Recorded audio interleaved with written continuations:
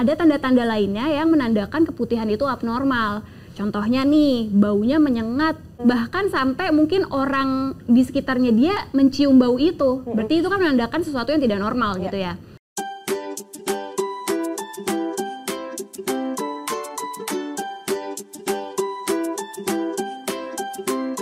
Halo semua viewers dan subscriber Alo Dokter, selamat datang di Alo Talks, sebuah podcast dari Alo Dokter yang akan membahas seputar informasi kesehatan langsung bersama ahlinya. Yang pastinya berguna banget nih buat kamu dan semua yang menyaksikan Alo Talks tentunya. Nah, senang banget rasanya saya Destriana Dinda yang akan menjadi moderator dalam perbincangan kita kali ini. Nah, Alo viewers, khususnya yang perempuan-perempuan nih, mungkin kamu udah akrab banget ya sama yang namanya keputihan. Nah, kondisi ini sebenarnya umum banget dialami oleh semua perempuan, apalagi biasanya menjelang menstruasi, ya kan? Tapi walaupun begitu, ada juga loh beberapa tanda kondisi atau tanda yang menunjukkan bahwa keputihan pada seseorang dikatakan abnormal atau tidak normal. Nah, apa ya bedanya dengan yang normal? Terus sebenarnya normal nggak sih mengalami keputihan itu? Well, daripada kita bingung-bingung dan menerka-nerka sendiri, mendingan kita tanyain aja yuk langsung sama ahlinya. Kebetulan udah hadir nih di sini bersama saya di hari yang cerah ini dan akan sharing-sharing seputar topik keputihan. Normal nggak sih? Halo Dokter Bella. Halo Dinda. Apa kabar nih Dok? Alhamdulillah baik nih. Dinda gimana kabarnya? Alhamdulillah aku juga baik Dok. Hari ini kita matching banget nih Dok. Oh pastinya. Pink putih ya. Pink ya. Ngejreng nih kita. Dari atas sampai bawah matching nih kita. Sama. Akhir-akhir ini sibuk apa Dok? Pastinya sibuk ngedit artikel ya di website Alo Dokter. Nah, buat kamu nih yang belum baca artikel di website kami, Alo Dokter, baca ya abis ini pokoknya. Hasil karya dari Dokter Bella, jadi wajib dibaca abis ini. Oke, Dok, pembahasan kali ini tuh seru banget ya. Jadi kita akan membahas mengenai seputar keputihan. Makanya untuk Alo viewers, stay tune terus. Jangan lupa untuk subscribe dulu ke channel YouTube-nya Alo Dokter supaya bisa tahu kalau kita upload konten kesehatan terbaru di channel ini. Oke? Nah, Dok, kita langsung masuk aja ke pembahasan. Saya mau tanya nih Dok, keputihan ini kan hampir dialami oleh semua wanita. Nah, sebenarnya Dok, keputihan itu apa sih? Oke, keputihan nih pastinya udah gak asing lagi ya buat cewek-cewek. Jadi emang keputihan itu adalah cairan ya, yang biasanya emang bentuknya tuh kayak lendir gitu, yang keluar dari vagina. Nah, lendir ini emang dihasilin sama kelenjar yang ada di dalam lubang vagina atau liang vagina itu sendiri. Nah, lendir ini tuh sebetulnya juga ada fungsinya, Din. Oke, berarti memang lendir atau keputihan ini bisa dibilang wajar ya Dok ya? Jadi normal ya? Jadi iya, untuk betul. Halo viewers yang mungkin baru mengalami keputihan nih, mungkin baru masuk ke masa-masa remaja dan baru mengalami keputihan, nah ini sebenarnya adalah hal yang normal? Iya wajar, tapi emang ada kriterianya nih tanda-tanda keputihan yang wajar. Cuman sebelum itu aku juga mau jelasin bahwa keputihan itu juga punya khasiatnya tersendiri. Yang pertama melembabkan vagina. Karena vagina itu kalau kering sama aja kayak kulit kita nih. Kalau kering kan rasanya gatel terus sakit ya. Terus selain itu lendir yang diproduksi sama vagina itu fungsinya juga untuk membersihkan vagina itu sendiri. Jadi kalau ada kuman masuk, lendir ini yang akan memerangkap kuman dan mengeluarkannya bersama keputihan tadi. Nah makanya keputihan itu isinya selain kuman, dia juga ada isi lainnya nih. Contohnya kayak sel-sel mati dari dinding vagina. Oh oke, berarti keputihan itu sendiri memang ada khasiatnya atau manfaatnya untuk tubuh kita ya? Iya. Jadi seperti tadi yang dokter bilang sama seperti kulit, jadi vagina kita itu nggak boleh kering. Itu kenapa secara alami kita mengeluarkan lendir itu sendiri yang disebut keputihan. Nah, ciri-ciri keputihan normal itu gimana Dok? Biar kita bisa membedakan. Ya, yang pasti kalau keputihan normal dia keluar di waktu yang tepat dulu nih. Maksudnya gimana nih waktu yang tepat Dok? Yang pertama biasanya ya anak-anak remaja yang baru mau menstruasi. Atau kita deh yang udah dewasa nih menjelang periode menstruasi kan suka keluar keputihan ya. Ataupun setelah menstruasi juga bisa keputihan. Dan biasanya cewek-cewek yang lagi di masa subur itu juga bisa nih mengalami keputihan yang mungkin agak deres di saat itu. Dan yang penting juga cewek kalau lagi terangsang secara seksual itu juga bisa mengeluarkan cairan kental yang berwarna putih atau keputihan. Kenapa sih bisa kayak gitu Dok? Ya itu semua yang udah saya sebutin tadi, tubuh perempuan itu mengalami adanya perubahan kadar hormon. Makanya lendir vagina itu jumlahnya lebih banyak. Makanya keputihannya pun juga bisa keluar. Iya. berarti itu adalah ciri-ciri keputihan yang normal seperti saat mau menstruasi. Betul. Nah, mungkin untuk all viewers yang baru memasuki usia remaja, baru menstruasi, ada bingungnya tuh, aduh normal nggak ya keputihan ini menjelang menstruasi gitu kan ya. Dan juga tadi ada rangsangan dari hormon seksual juga ya yang bisa menyebabkan perempuan itu mengeluarkan cairan yang disebut keputihan. Nah, itu kan tadi keputihan yang normal, Dok. Nah, kalau yang saya baca-baca nih, Dok, di artikel ya, dan mungkin all viewers juga tahu bahwa ada juga nih, Dok, keputihan yang nggak normal. Nah, kalau keputihan nggak normal itu seperti apa sih, Dok? Apa bedanya dengan keputihan yang normal? Oke, kita kasih batasannya dulu ya antara yang keputihan normal dan nggak normal ya. Kalau keputihan normal, selain dilihat dari waktunya yang udah tadi aku jelasin ya, Din, kita juga harus lihat dari warnanya. Ya namanya juga keputihan, berarti warnanya kan putih atau bisa juga putih kekuningan gitu ya. Atau warnanya kayak transparan gitu. Terus selain dari warna, lihat juga dari teksturnya. Teksturnya ya karena dia lendir, berarti dia bisa agak-agak lengket gitu. Atau bahkan mungkin cair juga nggak masalah. Nah, kalau keputihan yang tidak normal atau abnormal, berarti sebaliknya nih, Din.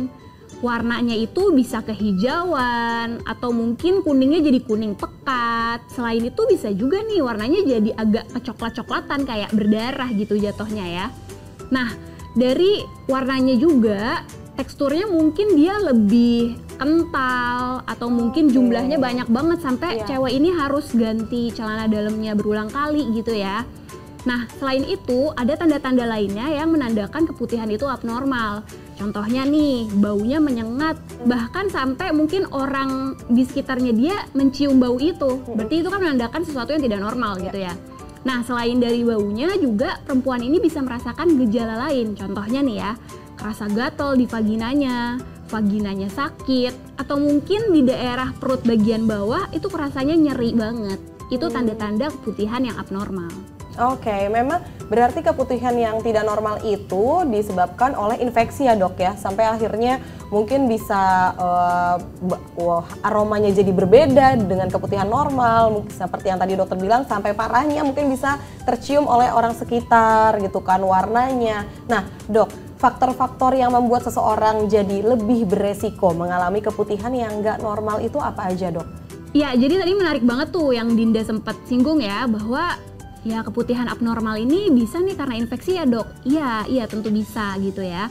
Emang kalau keputihan abnormal paling sering ya disebabin sama infeksi. Misalnya nih infeksi bakteri, jamur, ataupun parasit ya. Nah, kalau ada infeksi otomatis timbul penyakit dong. Nah, penyakit ini bisa ada yang tidak menular dan juga yang menular. Kalau yang menular itu salah satunya dari kontak seksual. Makanya keputihan yang abnormal itu bisa muncul kalau ya perempuan ini melakukan hubungan seks dengan pasangan yang berbeda-beda tanpa menggunakan kondom. Jadi timbullah penyakit menular seksual. Contohnya nih ya, kencing nanah atau gonore, terus chlamydia atau trichomoniasis. Itu adalah salah satu faktornya. Tapi selain itu juga masih banyak faktor yang lain, Din. Berarti berhubungan seksual secara bergantian pasangan ataupun tidak menggunakan alat kontrasepsi ataupun kondom itu juga bisa menjadi salah satu pemicu faktor akhirnya kita sebagai wanita mengalami keputihan yang gak normal ya, Dok ya. Waduh, bahaya banget ya, Dok ya. Berarti selain itu, Dok, selain tadi seperti seks bebas dan lain-lain, kebersihan juga menjadi salah satu faktor yang penting nggak sih, Dok? Iya, kebersihan itu emang nomor satu sih. Jadi kalau kebersihan organ intim ya, Din, terutama kebersihan organ intim yang nggak terjaga, otomatis cewek itu bisa lebih berisiko mengalami keputihan yang nggak normal. Pertama dari caranya aja deh. Cara ngebersihin vagina yang nggak tepat itu bisa loh ngebuat keputihan jadi nggak normal. Maksudnya emang gimana nih cara yang salah, yang sering kali terjadi ya? Kalau kita lagi cebok atau bersihin organ intim, itu seringnya dari arah belakang ke depan. Maksudnya belakang tuh dari arah anus ke depan vagina. Nah, ini salah caranya. Karena dari anus itu kan banyak bakteri. Terus kalau dibawa ke depan ke vagina, otomatis bakterinya tuh bisa keseret ke dalam vagina. Jadi terbawa ya, Dok? Iya, jadinya bisa infeksi. Ya udah jadinya keputihan gitu kan. Selain dari caranya, terus juga nih mungkin pas lagi ngebersihin, cara ngebersihinnya atau pakai sesuatu yang ngebersihinnya salah. Karena emang kalau ngebersihin area-area yang sensitif kayak area organ intim itu kan harus dengan air yang hangat gitu ya, dan bisa juga pakai sabun-sabun kewanitaan yang tepat gitu ya. Cuman nggak boleh pakai sabun kewanitaan yang mengandung parfum ataupun antiseptik karena itu bisa bikin iritasi area vagina gitu. Kalau nanti vaginanya udah iritasi ya dia lebih sensitif juga tuh nanti buat mengalami tadi ya keputihan yang nggak normal. Keputihan yang tidak normal itu bisa. Jadi memang faktor kebersihan itu adalah yang paling penting deh yang sehari-hari kita lakukan ya Alo viewers. Oke, Dok, coba boleh Dok dibantu untuk di-remind kembali. Tadi kan masih agak rancu nih sebenarnya. Keputihan yang normal dan juga keputihan yang tidak normal. Nah, mungkin boleh Dok dijelaskan kembali secara rinci bedanya keputihan yang normal dan tidak normal gitu. Mungkin in general aja. Mungkin tadi dari segi baunya, wanginya dan lain sebagainya. Silakan Dok. Ya, dari pertama dari warna. Karena keputihan itu, kalau kita ngomongin keputihan, putih itu kan warna. Jadi hal pertama yang kita ingat itu warna. Nah, warnanya itu dia yang normal, putih kekuningan atau bening ya. Terus kalau nggak normal gimana? Ya berarti di luar itu. Misalnya terlalu hijau, terlalu kuning, ataupun terlalu coklat, itu tidak normal.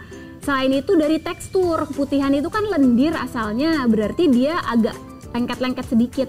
Tapi kalau dia terlalu lengket atau mungkin dia lengketnya ini keluarnya terlalu banyak gitu ya, lendir-lendirnya terlalu banyak, ya itu berarti termasuk keputihan yang tidak normal.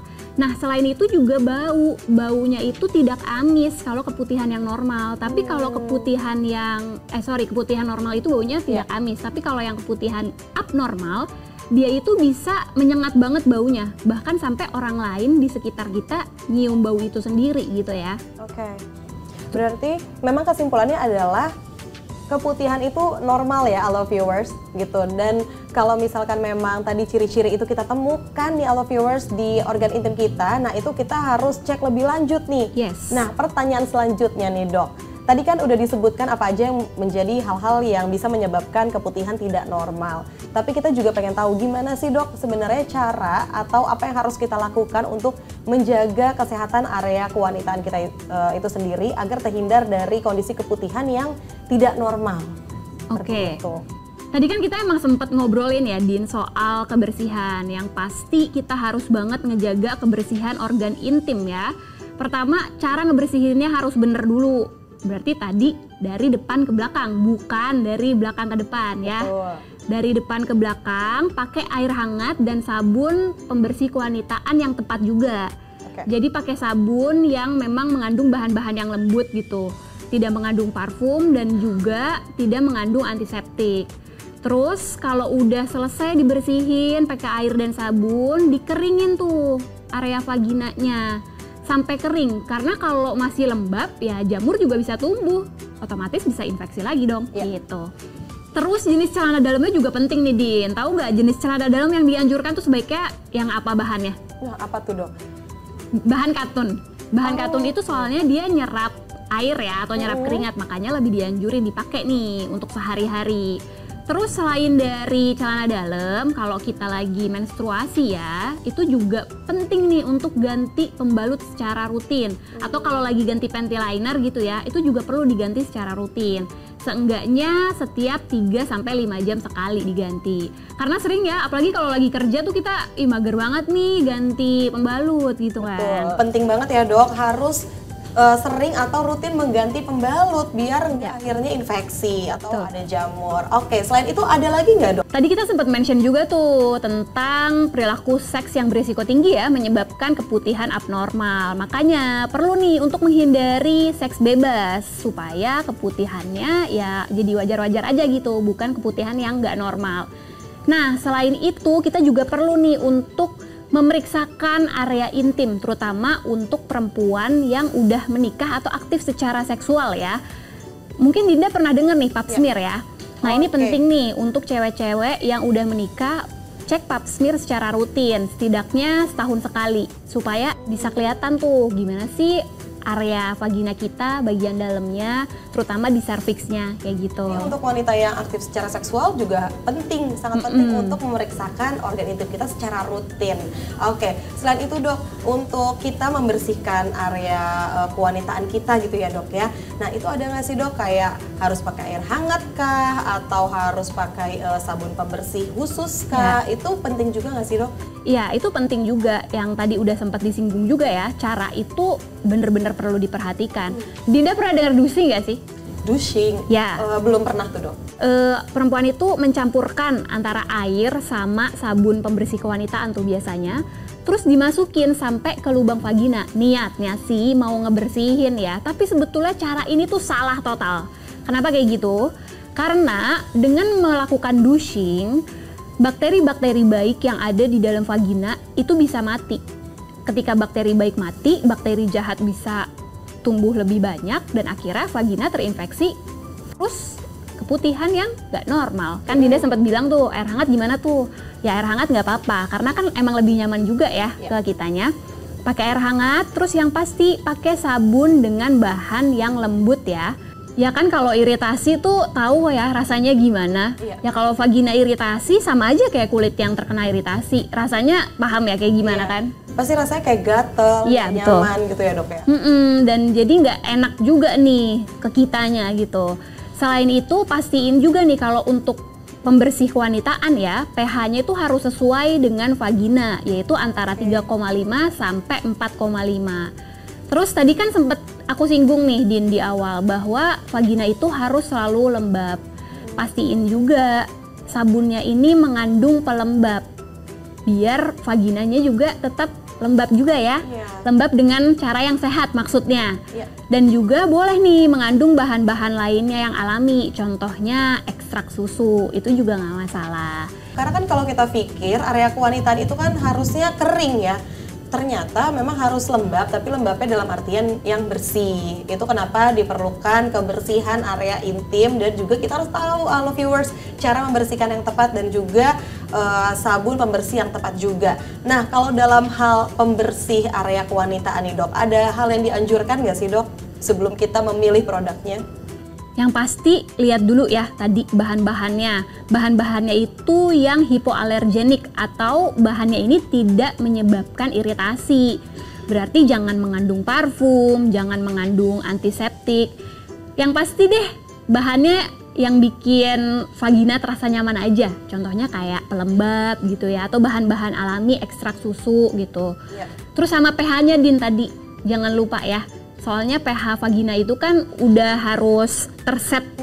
Jadi pilih sabun kewanitaan yang pH-nya tepat antara 3,5 sampai 4,5. 3,5 atau 4,5 ya dok? Betul, ya. Oke, itu berarti adalah cara-cara untuk membersihkan area kewanitaan yang tepat dan juga cara memilih produknya. Itu penting banget, jangan sampai dengan kita salah memilih sabun ataupun produk kebersihan untuk area intim kita, malah jadinya bumerang buat kita, malah jadinya kita malah infeksi dan akhirnya menimbulkan keputihan yang tidak normal. Aduh, aku tuh selalu seneng deh kalau sharing-sharing gini sama dokter di podcast Alo Dokter. Soalnya banyak banget edukasi yang didapatkan, termasuk salah satunya di topik Alo Talks kali ini. Termasuk kalau ngebahas seputar organ reproduksi gini, jadi bisa nambah pengetahuan banget ya Alo viewers. Pas juga nih, aku tuh lagi concern banget sama kesehatan area kewanitaan. Soalnya di usia produktif seperti aku dan mungkin kamu juga Alo viewers, menjaga kebersihan dan kesehatan area kewanitaan tuh penting banget ya ternyata. Makanya pas ngobrol sama dokter dari tadi, aku jadi ngerasa nggak salah langkah dalam menjaga kesehatan area kewanitaan, plus nggak salah pilih dalam hal memilih pembersih area kewanitaan. Nah ini dia nih, andalan aku untuk pembersih area kewanitaan dari Lactaseed. Lactaseed diketahui merupakan produk pembersih area kewanitaan yang masuk dalam kriteria produk hipoalergenik atau potensi rendah untuk menimbulkan reaksi alergi. Lactaseed juga diketahui sudah teruji klinis loh, dapat digunakan setiap hari untuk membersihkan area kewanitaan kamu. Nah ini dia nih variannya ya, aku mau kasih lihat yang pink dulu. Ini adalah Lactaseed All Day Care, melindungi area kewanitaan dari rasa gatal dan iritasi, dan juga mengandung lactoserum dan lactic acid.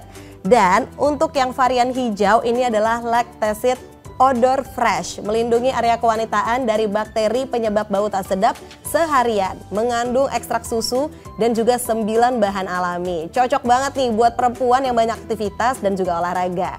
Semua produk Lactasit ini sudah tersedia di berbagai toko swalayan, toko kesehatan, dan juga toko online langganan kamu, Halo Viewers.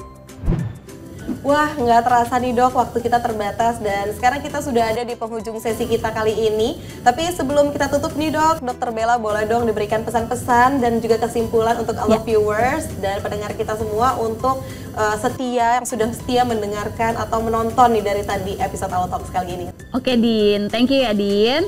Jadi teman-teman, kalau keputihan nggak ngeganggu dan nggak nunjukin tanda-tanda keputihan yang abnormal, teman-teman sebetulnya nggak perlu khawatir. Tapi nih, kalau keputihannya mengarah ke tanda-tanda yang normal, segera deh periksakan diri ke dokter kandungan supaya kamu langsung tahu penyebabnya apa dan bisa diobatin sampai tuntas.